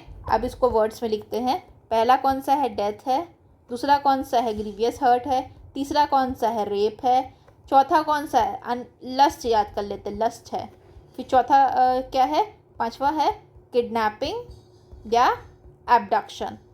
और छठवा क्या है हमारा, रॉन्गफुल रेस्ट्रेंट। और सातवां क्या है, एसिड, ठीक है। इसको बाद में ऐड किया गया था, Lakshmi versus union of India का केस हुआ था, उसमें बोला गया था कि ये भी बहुत बड़ा एक डिफेंस है। अगर कोई भी आप पे एसिड थ्रो करना चाह रहा है तो आप अपना right to private defence use कर सकते हैं और उस पर अटैक कर सकते हैं, ठीक है। अब ये बोल रहा है right to private defence to cause death is available against an assault, ठीक है। कोई भी राइट टू प्राइवेट डिफेंस है डेथ कॉज करने का, वो अवेलेबल रहेगा अगेंस्ट असॉल्ट। किस किस केस में अवेलेबल रहेगा, ग्रीवियस हर्ट करना चाह रहा है तो, अनलॉफुल लस्ट करना चाह रहा है तो नॉट अवेलेबल। ये शायद पे देखिए यहाँ पे नॉट है, वो थोड़ा छुप गया है, तो नॉट अवेलेबल। तो नॉट अवेलेबल किस चीज़ में है, ग्रीवियस हर्ट में है, अनलॉफुल लस्ट में है किडनैपिंग अबडक्शन में है, रॉबरी में नहीं है। रॉबरी हमारा उस केस में रहेगा, प्रॉपर्टी में अगर रॉबरी हो रही है तब उस केस में तुम्हारे पास right to private defence of causing death against property रहेगा, तभी वो वहाँ पे फॉल करेगा। तो कंफ्यूज नहीं होना है, इसकी लिस्ट और उसकी लिस्ट को मतलब वो नहीं करना है। चलिए अब यहाँ पे थोड़ा सा आपको मैं हेल्प कर देती हूँ। यहाँ पे राइट टू प्राइवेट डिफेंस दिख रहा है और कॉजिंग डेथ, तो अपने को पता है राइट टू प्राइवेट डिफेंस और कॉजिंग डेथ कहाँ है, 38, 39, 40 और 41, 42, 43। तो right to private defence of death क्या होगी, 38 और 41। 38, 41 कहाँ दिए, 38 और 41, तो ये है 38 और 41, तो सी होगा इसका आंसर। थोड़ा सा ये स्टार्टिंग में पेन यूज़ कर रही थी इसलिए जो देखिए ना पीछे में प्रिंट भी आ गया है, तो उस चीज़ को माइंड नहीं करेंगे। कोशिश करेंगे हम कि अपने को जो भी मटेरियल मिल रहा है उसका बेस्ट यूज़ निकाल सकें। तो right to private defence against body के बारे में बात कर रहे हैं। बॉडी का अगेंस्ट प्राइवेट डिफेंस रहेगा तो कहाँ अवेलेबल है, तो वो 38 में दिया गया है, कॉजिंग डेथ। फिर right to private defence of causing death, इसको छोड़ देते हैं, चलिए आगे बढ़ते हैं। Right to private defence of causing death against the property and the person. Person और प्रॉपर्टी दोनों के बारे में बात कर, 38 और 41 हमने यहाँ पे देखा था, 38 है और 41 है, वो डेथ कॉज करेगा right to private defence against person and property of causing death. Death cause कर सकते right to private defence use करते हुए, चाहे राइट टू प्राइवेट डिफेंस हो किसका, पर्सन का या प्रॉपर्टी का। चलिए आगे बढ़ते हैं। फिर राइट टू प्राइवेट डिफेंस हमारा कहाँ पे दिया गया है, तो अपने को पता क्या है, हम लोग क्या पढ़ रहे हैं, जनरल एक्सेप्शन पढ़ रहे हैं। ये कहाँ दिया गया, चैप्टर 3 में दिया गया है, ठीक है। इसका रेंज क्या है, 14 से लेके 44, ठीक है। अब जो स्टार्टिंग वाली चीज़ से थी एक्सक्लूजिंग प्राइवेट डिफेंस, तो वो क्या था, 14 से लेके 33, और राइट टू प्राइवेट डिफेंस कहाँ से है, तो 34 to 44। तो आंसर क्या होगा हमारा, 34 to 44, C is the right answer. फिर right to private defence even death of accused can be cause, right to private defence use करते हुए डेथ कॉज कर सकते हैं। एक्यूज का कहाँ पे दिया गया है, तो सेक्शन 38 में भी है, 41 में भी है। 38 में क्या है, बॉडी के अगेंस्ट है, और 41 में क्या है, प्रॉपर्टी के अगेंस्ट है। चलिए, right to private defence of property extend to voluntary causing death, right to private defence against property death cross कर सकते हैं अगेंस्ट रॉन्ग डूअर या अदर हार्म कर सकते हैं। ये चीज़ कहाँ दी गई है, तो 41 में दी गई है। प्रॉपर्टी है, डेथ है, आंसर होगा 41, ठीक है। अब बाकी सेक्शंस देखते हैं। तो हमारा जो था 38, 39, 40, ठीक है, फिर 41, 42 और 43। तो 43 इसके साथ हुआ ना, तो राइट टू प्राइवेट डिफेंस कब अगेंस्ट प्रॉपर्टी वाला कब एंड होगा और स्टार्ट होगा। 34 में क्या दिया गया, डिक्लेरेटरी प्रोविजन है कि राइट टू प्राइवेट डिफेंस है। 44 में क्या दिया गया है, 44 में दिया गया है right to private defence against deadly assault, deadly assault के बारे में दिया गया है, अगर वो हार्म हो रहा है इनोसेंट, उसके बारे में दिया गया है। चलिए आगे बढ़ते हैं। Right to private defence causing death के बारे में, डेथ कॉज करने के बारे में कहाँ दिया गया है, तो 41 में दिया गया है। चलिए आगे बढ़ते हैं। सेक्शन 100 फिर से ये बार पुराने सेक्शंस में देख लेते हैं। 41 में क्या दिया गया है, 41 का कंडीशन चलो आप पढ़ लेते हैं, टाइम हो गया है 41 के कंडीशंस पढ़ने का। तो right to private defence of property causing death, death cause करने के लिए दिया गया है। तो वो मतलब अगर कोई भी प्रॉपर्टी के अगेंस्ट कोई भी अगर प्रॉपर्टी में कोई भी आँच आ रही है, आपकी प्रॉपर्टी को हार्म कोई कर रहा है, तो उस केस में आप सामने वाले व्यक्ति की डेथ भी कॉज कर सकते हैं।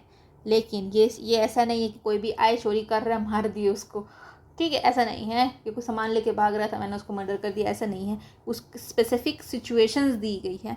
तो अगर रॉबरी कर रहा है कोई, तब आप उसकी डेथ कॉज कर सकते हैं। हाउस ब्रेकिंग हो रहा है, हाउस ब्रेकिंग कब हो रहा है, हाउस ब्रेकिंग हो रहा है आफ्टर सनसेट और बिफोर सनराइज, तो ऐसा बोल सकते हैं हम लोग हाउस ब्रेकिंग एट नाइट, रात को कर रहा है कोई भी व्यक्ति हाउस ब्रेक करने की कोशिश कर रहा है, तो आप उसकी डेथ कॉज कर सकते हैं, ठीक है। मिसचीफ कर रहा है, मिसचीफ बाय फायर कर रहा है, एक्सप्लोसिव सब्सटेंस कर रहा है, तब आप उसकी डेथ कॉज कर सकते हो।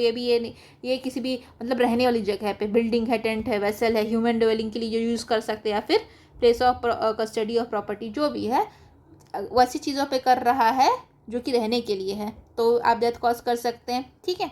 फिर थेफ्ट, मिसचीफ और हाउस ट्रेसपास कर रहा है कोई भी व्यक्ति, और प्लस देखो थेफ्ट है, थेफ्ट अकेला नहीं आ रहा है, मिसचीफ अकेला नहीं आ रहा, हाउस ट्रेसपास अकेला नहीं आ रहा है, क्या साथ में आ रहे हैं इसके साथ में आ रहा है हमारा डेथ भी आ रहा है, डेथ एप्रीहेंशन ऑफ डेथ भी नहीं, एप्रीहेंशन मतलब उसको कोई भी व्यक्ति चोरी कर रहा था, मिसचीफ कर रहा था या वह हाउस ट्रेसपास कर रहा था, और जिस व्यक्ति के अगेंस्ट कर रहा था, ये जिसकी प्रॉपर्टी के अगेंस्ट कर रहा था, उसको डेथ का थ्रेट फील हो रहा है या फिर ग्रीवियस हर्ट का थ्रेट फील हो रहा है, तभी वो right to private defence use कर सकते हैं, ठीक है।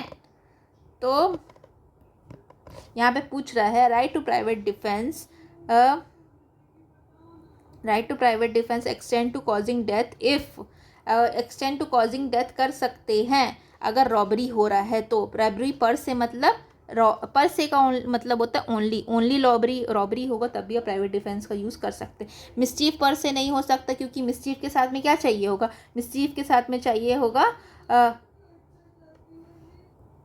तो थेफ्ट के साथ में आ रहा है हमारा डेथ का एप्रीहेंशन हो या फिर ग्रीवियस हर्ट का एप्रीहेंशन हो, और मिसचीफ के साथ में फायर हो, तब ये अकेले नहीं हो सकता। रॉबरी अकेले आ सकता है लेकिन मिसचीफ अकेले नहीं आ सकता, और ना ही थेफ्ट अकेले आ सकता है। इसलिए इसका आंसर क्या होगा, रॉबरी पर से अगर खाली रॉबरी ही हो रही है तब आप क्या कर सकते हैं, राइट टू प्राइवेट डिफेंस को यूज़ करते हुए अपनी प्रॉपर्टी के अगेंस्ट उसका डेथ कॉज कर सकते हैं। चलिए आगे नेक्स्ट क्वेश्चन करते हैं। फिर सेक्शन 41 में क्या दिया गया, सेक्शन 41 में दिया गया डेथ कॉज करने का, ठीक है। अब यहाँ पे पूछ रहा है कि या खाली प्राइवेट प्रॉपर्टी पे है या पब्लिक प्रॉपर्टी, दोनों मतलब क्या कंडीशन है कि ये जो राइट टू प्राइवेट डिफेंस में जो प्रॉपर्टी यूज़ की गई वो कौन सी प्रॉपर्टी हो सकती है। तो इसमें आंसर हमारा है कि ये प्राइवेट प्रॉपर्टी भी हो सकती है और पब्लिक प्रॉपर्टी हो सकती है, कोई डिस्टिंक्शन नहीं दिया गया यहाँ पे। अगर राइट टू प्राइवेट डिफेंस आप प्रॉपर्टी के अगेंस्ट यूज़ कर सकते हैं, प्राइवेट भी और पब्लिक भी। ठीक है, चलिए आगे आते हैं।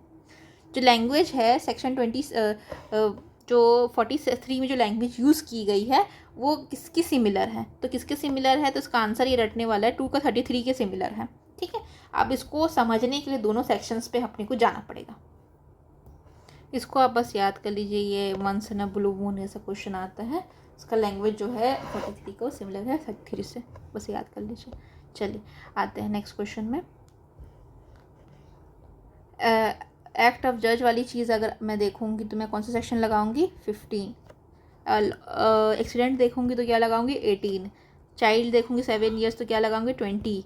और अनसाउंड देखूंगी तो 22 लगाऊंगी। ठीक है, उसको मैच कर लेंगे तो आंसर आ जाएगा आपका। फिर de minimis non curat lex, ये सबको पता है 33 है इसका आंसर। चलिए फिर वॉलेंट्री नॉन फिट इंजुरिया 25 है इसका आंसर। ये यूपी एपीओ में आया था। आप माइंड करिए कि जो भी चीज़ें देखिए, ये जो हमारा क्वेश्चन नंबर 334 जो है हमारा यूपी पीसीएस 2003 में आया था। तो समझ रही, यूपी पीसीएस में जो क्वेश्चन आया था वो यूपी एपीओ में एग्जैक्ट उठ करके आ गया था। तो ये क्वेश्चन में देखिए क्या गलत है। इनवॉलंटरी टॉक्सिकेशन के बारे में बोला गया है 24 में, और वासुदेव वर्सेस पेप्सू में बोला गया सेक्शन 24 में। ठीक, और attempt to commit suicide section 48 में। तो उसका आंसर क्या है, बी है। करेक्ट कॉम्बिनेशन क्या है, Vasudev versus state of PEPSU. तो पेप्सू इनवॉलंटरी टॉक्सिकेशन के बारे में बात करता है। इनवॉलंटरी अगर देखा जाए तो इनवॉलंटरी कहाँ पे है, सेक्शन 24 में 23 में है, तो उसका आंसर गलत हो गया। ठीक है, अटेम्प्ट टू सुसाइड भी गलत है, और बाइगेमी अपना 82 में है, तो ये भी गलत है। ठीक है, चलिए आते हैं आगे। Actus non facit rea nisi mens sit rea, तो उसका मतलब क्या होता है, there can be no crime without guilty mind, तो इसका आंसर ये सही हो जाएगा। चलिए आगे बढ़ते हैं। अब ये फैक्चुअल क्वेश्चन है, इसको करना चाहे तो कर सकते हैं कि नेसेसिटी नोज नो लॉ। ठीक है, और कोई भी व्यक्ति जो है नेसेसिटी को फेस कर रहा है तो उसके पास टाइम हो, मतलब उस चीज़ को यूज़ कर सकता है जब तक उसको टाइम ना मिल जाए पब्लिक अथॉरिटी को वो करने का। ठीक है, अब जो अक्षय है वो लॉ अबाइडिंग सिटीजन है एकदम। ठीक है, वो चाहता है कि आज मैं करप्शन को दुनिया से हटा ही दूंगा, ख़त्म कर दूंगा दुनिया से।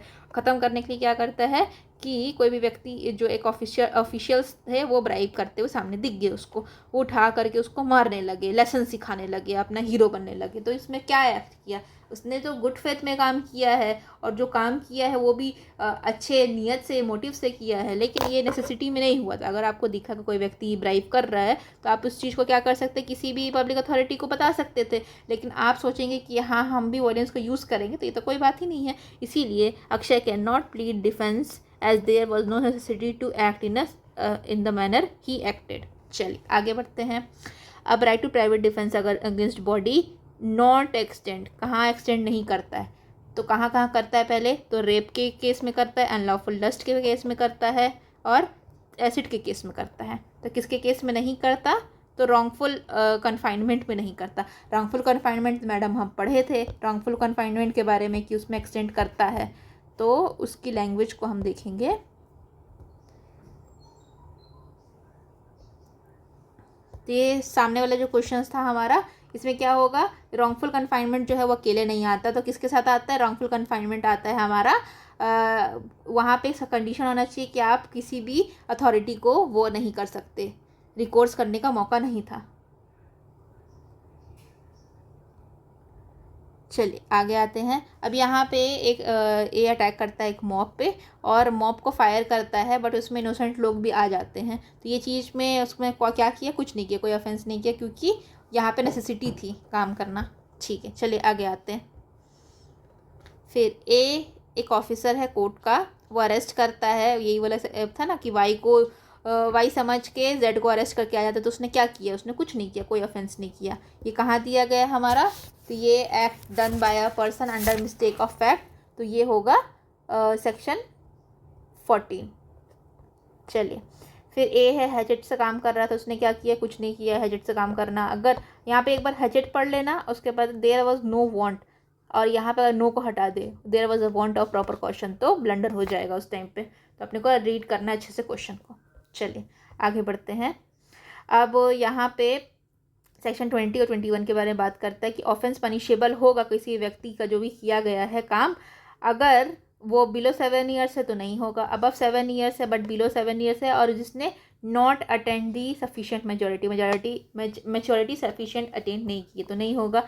कोई भी बच्चा जो कि 7 साल से बड़ा है, बस 12 साल से छोटा है, और जिसने मेजोरिटी अटेंड कर ली है तो उसको वो क्रिमिनली लायबल होगा, ये बोला गया सेक्शन 21 में। ठीक है, फिर डोली इन कैपेक्स का जो मतलब होता है कि जो क्राइम है वो इनकैपेबल ऑफ क्राइम फॉर्मेशन, कोई भी बच्चा जो है वो क्राइम नहीं कर सकता।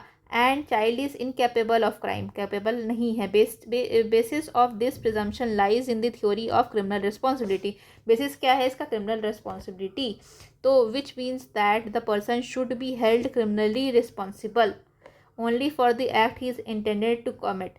मतलब यहाँ पे बोला जा रहा है कि कोई बच्चा जो है वो कैपेबल नहीं होता, और जो बच्चा कैपेबल होता है उसको पनिशमेंट देना चाहिए, उस व्यक्ति को इसलिए देख के देना चाहिए कि वो कैपेक्स हो, कैपेबल हो। इस चीज़ को ध्यान में रखते हुए कौन सा लॉ बनाया गया है, तो हमारा आंसर क्या होगा, हमारा आंसर होगा जुवेनाइल जस्टिस एक्ट। इसमें बताया गया है कि जो बच्चे हैं जिन्होंने गलती कर दी उसको कैसे ट्रीट करना है, क्या सेंसिटिविटी है। उसमें 2 तरह के बच्चे होते हैं, ठीक है। एक है child in conflict with law, CNCP, child in need for, short form तो याद नहीं आ रहा, child in conflict with law, CCP बच्चे, और child in need for care and protection, 2 बच्चे, CCP बच्चे, CNCP बच्चे। तो care for need and protection जो बच्चे इनोसेंट है उसके बारे में बात कर रहा है, और जो बच्चे कॉन्फ्लिक्ट ऑफ लॉ में आ गए, मैंने जिसने ऑफेंस कर दिया है उसके बारे में भी ये बात करता है। मैग्नॉटन में देखूंगी तो मैं क्या लगाऊंगी, सेक्शन, मैग्नॉटन का केस किसके ऊपर है, इंसैनिटी के ऊपर है, तो 22 लगाऊंगी। अब ये है total loss of cognitive facilities, ये इसका आंसर होगा। Total loss of cognitive facility मतलब कुछ भी उसको होश नहीं है, ठीक है। ये एप्पल टेस्ट जो है 46 में हमारा दिया गया एप्पल टेस्ट, तो ये एप्पल टेस्ट किससे रिलेट करता है, तो qualified immunity on the grounds of infancy के ऊपर टेस्ट रहता है। ये वाला नहीं, ये इंसैनिटी के ऊपर टेस्ट रहता है। देखिए इंसैनिटी के 2 टेस्ट हो गए, मैग्नेटन टेस्ट हो गया, मैग्नॉटन टेस्ट, और एप्पल टेस्ट, जो कि जज को समझने में हेल्प करता है एंड अनसाउंडनेस ऑफ माइंड के बारे में, ठीक। इनवॉलंटरी इंटॉक्सिकेशन कहाँ पे दी गई है, 24 में। 23 में क्या दी गई है, 23 में दी गई इनवॉलंटरी, और 24 में दी गई है वॉलंटरी। चलिए, जो consent, defence of consent is not available against both grievous hurt and causing death. चलिए आगे बढ़ते हैं। ए और जेड मिल करके फेंसिंग कर रहे थे, फेंसिंग मतलब वो तलवारबाजी खेल रहे थे, ठीक है, तलवारबाजी कर रहे थे। तो तलवारबाजी में दोनों में एक दूसरे पे मतलब हर्ट हो जाता, तो उसमें क्या होगा, हर्ट होगा तो कोई भी ऑफेंस नहीं है, कोई भी गिल्टी नहीं है, क्योंकि उन लोगों ने कंसेंट दिया है, ठीक है। अब ओबीरियम फिडीज, इसका मतलब होगा अटमोस्ट गुड फेथ, कोई भी काम अगर अटमोस्ट गुड फेथ से किया जाता है तो वो उसका डिफेंस लिया जा सकता है, ठीक है। फिर Z is throne from his horse, Z अपने घोड़े से गिर जाता है, एक सर्जन है वहाँ पे, तो वो तुरंत उसके ऊपर कुछ ट्रीटमेंट कर देता है, तो वो बिना कंसेंट के करता है, तो उसने क्या ऑफेंस किया, उसने कोई ऑफेंस नहीं किया, उसकी जान बचाने के लिए किया है, ठीक है। फिर ये वाला भी याद कर लीजिएगा, फ्यूलोरोसी नुला वोलेंटस एस्ट, ठीक है। तो इसका मतलब क्या होता है, मैडमैन, इसका मतलब होता है मैडमैन हैज़ नो विल, मतलब मैडमैन का कोई अपना ओपिनियन नहीं होता, तो ये क्या होगा, अनसाउंडनेस ऑफ माइंड होगा। ए एक गुड स्विमर है और उसको बहुत अच्छा तैरना आता है, ठीक है, लेकिन बी डूब रहा था, उसको नहीं बचाता है, तो उसने क्या ऑफेंस किया है, तो उसने कुछ नहीं किया है। अगर ये गुड स्विमर होता और ये होता लाइफ गार्ड, उसकी जिम्मेदारी है, उसकी लीगल ड्यूटी है बचाने की, लाइफ गार्ड होता और वो नहीं करता तो उसकी पनिशमेंट होती। अब वो गुड स्विमर है, नहीं है, उसको नहीं बचाना, तो उसका मूड नहीं होगा उस दिन, तो नहीं बचाया, ठीक है, तो कोई भी ऑफेंस नहीं किया उसने। चलिए नेक्स्ट आते हैं। Nothing is an offence which is done by exercise of the private defence. कोई भी चीज़ प्राइवेट ऑफेंस नहीं होता अगर वो अपना प्राइवेट डिफेंस को यूज़ कर रहे हैं तो, ठीक है। जेड जो है वो टाइगर लेके चले जाता है, मतलब टाइगर से खींच के ले जा रहा टाइगर जेड को, ठीक है। ए फायर करता है, जानता है कि अगर वो फायर कर रहा है तो वो जेड पे फायर कर देगा, लेकिन वो तभी फायर करता है और जेड को चोट लग जाती है, तो उसने तो A has committed no offence, सही है। तो right to private defence available है, और right to private defence available है इस चीज़ का एग्जांपल भी है। मतलब राइट टू प्राइवेट डिफेंस हम लोग जब भी पढ़ते हैं, राइट टू प्राइवेट डिफेंस वो अवेलेबल तो है अगेंस्ट बॉडी, बॉडी के अगेंस्ट रहती है, लेकिन बॉडी किसकी, बॉडी खुद की, देमसेल्फ और अदर्स की, दोनों हैं, दोनों की बॉडी हम प्रोटेक्ट कर सकते हैं। तो अगर उसकी बॉडी प्रोटेक्ट करने के लिए अगर वो गन चला भी रहा है और जेड को चोट लग भी रही है, तब भी उसकी कोई लाइबिलिटी नहीं बनती। तो इसका आंसर क्या होगा हमारा, इसका आंसर होगा बी। दोनों सही तो है बट उसकी कोई एक्सप्लेनेशन नहीं है, मतलब right to private defence available है और राइट टू प्राइवेट डिफेंस इस केस में नहीं होगा। ये दोनों चीज़ें अगर यहाँ पे लिखा रहता है right to private defence available है that to against the body of individual themselves and others, तब उस केस में ये चीज़ एक्सप्लेनेशन होती, बट अभी के केस में एक्सप्लेनेशन नहीं है। Consent is not a defence, consent कोई डिफेंस नहीं होता, कंसेंट डिफेंस नहीं होता किस केस में, तो ये चारों सही है, 355 की चारों सही है। क्या क्या है, फियर ऑफ इंजरी और fear of misconception of fact, ठीक है, unsoundness of mind and under, अगर बच्चा अंडर 7 ईयर्स होगा, देख लेना अंडर है कि अबव है, अगर अंडर होता तो ये गलत हो जाता, ठीक है। एक ब्लैक स्मिथ है, चाबी बनाने वाला है, वो किसी गैंग ऑफ डकैत उसको पकड़ लेते हैं, उसको फोर्स करते हैं, थ्रेट करते हैं कि तुम चाबी बनाओ और चाबी बना करके दरवाज़ा खोलो, ठीक है। तो वो डकैत 10 थे, बहुत सारे लोग थे और जाके चोरी वोरी करते हैं, तो जो इसकी लाइबिलिटी क्या होगी, वो जो चाबी वाले है उसकी लाइबिलिटी क्या होगी, तो उसने कुछ नहीं किया, his act is covered under the general exception, ठीक है। फिर 32 में क्या दिया गया, 32 में दिया गया है, 32 में दिया गया है, देखो, ignorance of fact is not an excuse, section 14 का है, ठीक है। वॉलंटरी नॉन फेट इंजुरिया 25 में है। 32 में क्या दिया गया, 32 का आंसर होगा डी, एक्टस मी इन्वेटिव फैक्टस एस्ट मेंस एक्टस। कोई भी एक्ट अगर मेरे विल के अगेंस्ट हो रहा है तो वो मेरा एक्ट नहीं है, तो ये चीज़ दिया गया है, तो ये चीज़ सेक्शन 32 में दिया गया है, ठीक है। डी मिनिमस क्यूरेट लेक्स का मतलब क्या होता है कि कोई भी एक्ट, स्मॉल एक्ट रहता है, ट्रिफलिंग एक्ट्स रहते हैं, उसमें ट्रिफलिंग एक्ट्स के लिए कोई रिस्पॉन्सिबिलिटी नहीं होती, ठीक है। चलिए आगे बढ़ते हैं। वाई और जेड एक्स मिल करके ड्रिंक कर रहे थे, ठीक है, वो drank and began to quarrel, लड़ने लगे, ठीक है, लड़ने लगे तो अब दोनों में फाइट हो गई, उसकी वजह से वाई की डेथ हो गई, with a stone causing his death. X hit करता है वाई को हेड में और उसकी डेथ कर देता है, एक की डेथ हो गई। अब यहाँ पे डिफेंस ले सकते हैं, तो यहाँ पे वॉलेंट्री ड्रंकनेस था, इसलिए कोई डिफेंस नहीं होगा, 360 का आंसर ये होगा, ठीक है। चलिए आगे बढ़ते हैं। A under the influence of madder attempt to kill Z, जो है ए है वो इन्फ्लुएंस में है, किसने, मैडनेस में, पागलपन में उसको अटैक कर देता है, ठीक है। और Z in defending himself from the attack attempts to kill, ठीक है, इन्फ्लिक्ट ग्रीवियस हर्ट टू ए।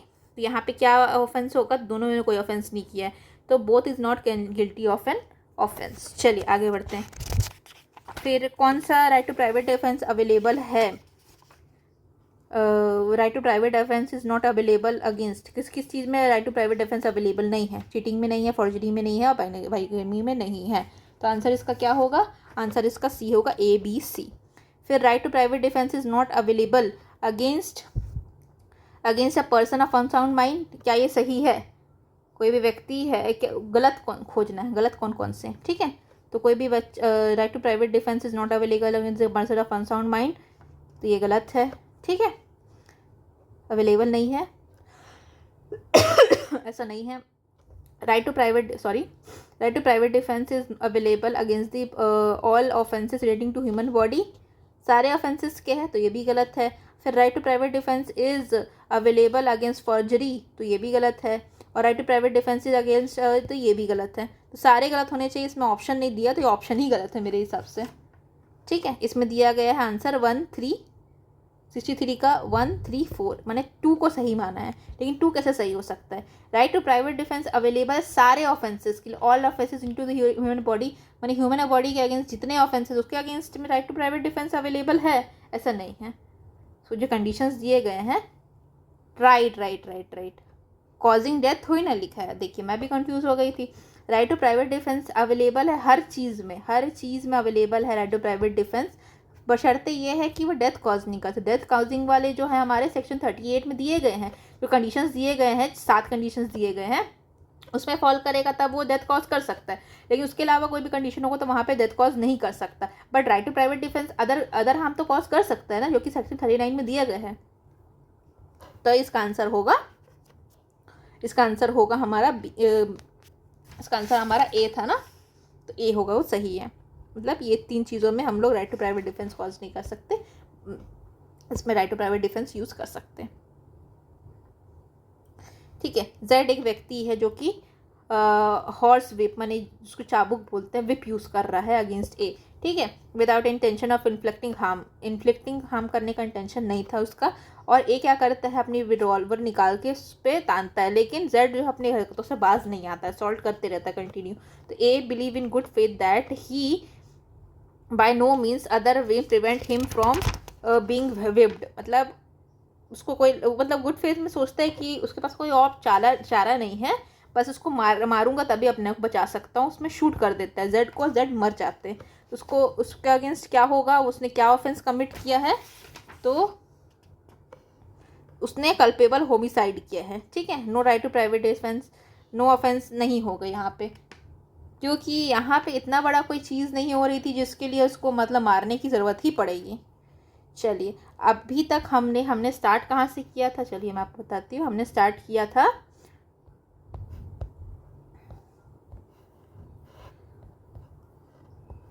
265 से स्टार्ट किया था, और नाउ वी हैव रीच्ड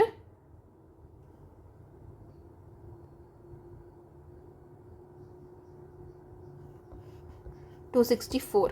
ठीक है, 65 कर लेते, 265 कर लेते, तो फिर हमारा कितना हो जाएगा, हमारा 100 क्वेश्चंस हो जाएंगे। ठीक है, राइट टू प्राइवेट डिफेंस है available against the body causing death, death cause कर सकते कौन से कंडीशन में, अप्रीहेंशन हो डेथ का, किडनैपिंग का हो, या तो एसिड अटैक हो, तो सारे कंडीशंस किया जा सकता है। तो हमारे 100 क्वेश्चंस कंप्लीट हुए राइट टू प्राइवेट डिफेंस के। अब इसमें अगर देखा जाए तो इसमें बहुत सारे क्वेश्चंस हैं, लास्ट तक अगर हम जाएंगे तो अराउंड 400 क्वेश्चंस हैं।